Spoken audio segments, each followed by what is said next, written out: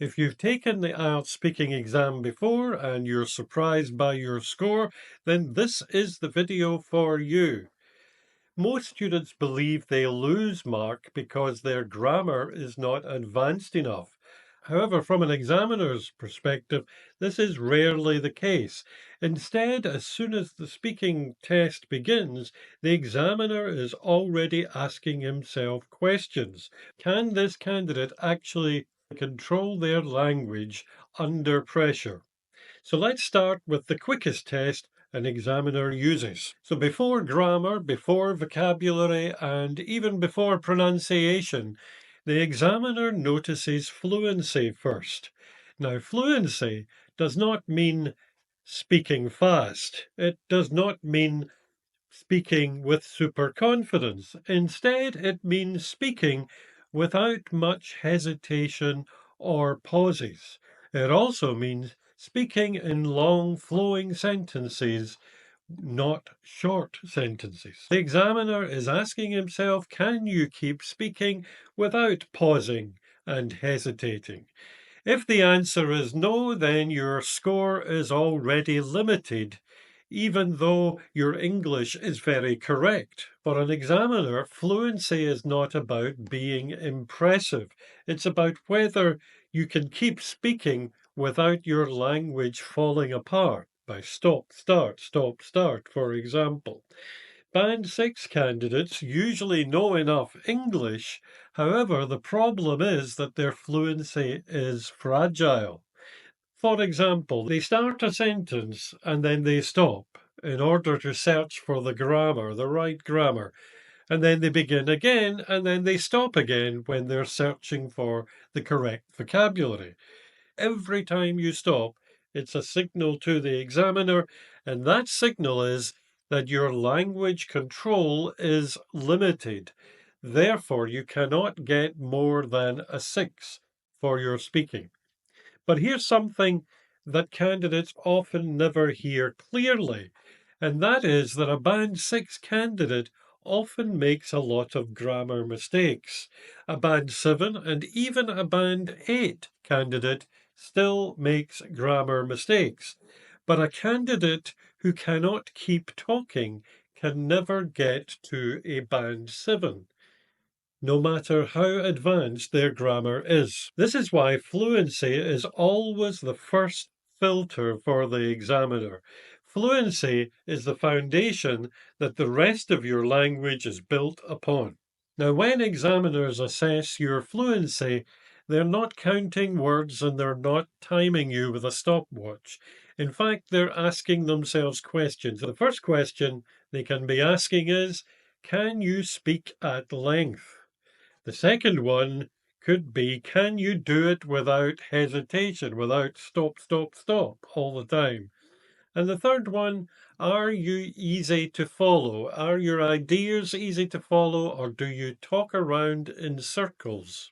So with that in mind, let's now look at the IELTS speaking band descriptors. So the first part of the descriptors are fluency and coherence. We've looked at fluency so that we know that we must keep going. A Band 6 can keep going a little bit, but they still have some hesitations, which means that they're still limited and inconsistent with their fluency. A Band 7 can readily produce long turns. That means they can keep speaking without hesitation. This doesn't mean that all of their English is perfect, but what it does mean is that their English does not fall to pieces, fall apart under pressure. They can keep talking. That difference is not about knowledge of vocabulary, knowledge of grammar. It's about control. So remember, when examiners are listening to you, they're also asking themselves questions like, are you easy to understand? Can you keep speaking without noticeable effort? Do you repeat yourself because you start to get stuck? Or does your answer actually develop and move forward?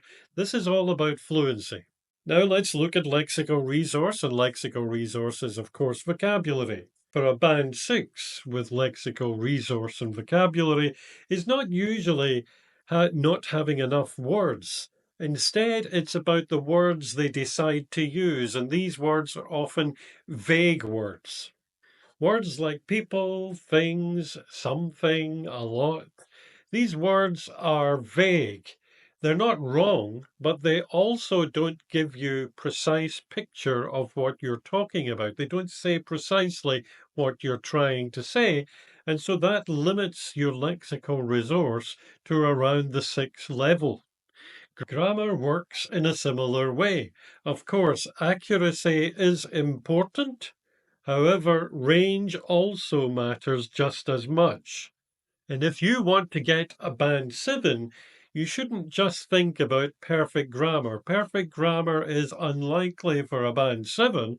However, what a band 7 does is show a range of different grammatical structures, and that's very important. So you don't have to get everything correct, you just need a range of different structures. So that's what an examiner wants to hear, and that's what the examiner's asking themselves. Are you willing to use different grammatical structures and try different things? Or are you playing safe with easy basic structures and getting them all right? Because even if you do that, you're not going to get a high mark. And finally, pronunciation. Now, pronunciation is not accent. Everyone has an accent. However, pronunciation is about the sound, the rhythm and stress of your speech. Does your speech have the same ups and downs, for example, as a native speaker? If it doesn't, then it may sound flat. And if it sounds flat, for example, that's like a robot. That's very limited pronunciation. But if you can get a little bit of the sound of a native speaker, then the pronunciation mark is higher. So let's summarize. Low scores come from language that's limited, hesitant, repetitive, and unclear, vague. Therefore, high scores come from flexibility, not limitation. Flexibility. That means your language is extended, it goes on, it flows, and it can be precise and give details and be controlled. For this, you need specific vocabulary, grammar range, but not perfection, natural rhythm and stress, the ups and downs that sound a little bit like the native speaker. And remember, it's better to be clear than very complex. Okay, so let's quickly look at the top 3 factors in your speaking that will help you achieve at least a band 7. Now, the first one would be fluency, and that's the most important one. That's the one where you have to keep speaking and try not to pause or hesitate. Just get that smooth flow of language. Secondly, is clarity. You have to be clear. You have to be easily understood. If you're very complex in what you're saying and the examiner has to sit and think, what are they talking about? This is not a good sign. So you need clarity. And number 3 is range. Range of vocabulary, but being specific with the words is most important. And range of grammar, showing that you know other grammar and you're trying to use it. Okay, so tell me about yourself. When you speak English under pressure, what is the first part of your language that breaks? Is it the fluency? Is it the lexical resource? Is it the grammar? Or is it the pronunciation? Just choose one and you can put it in the comments below. But now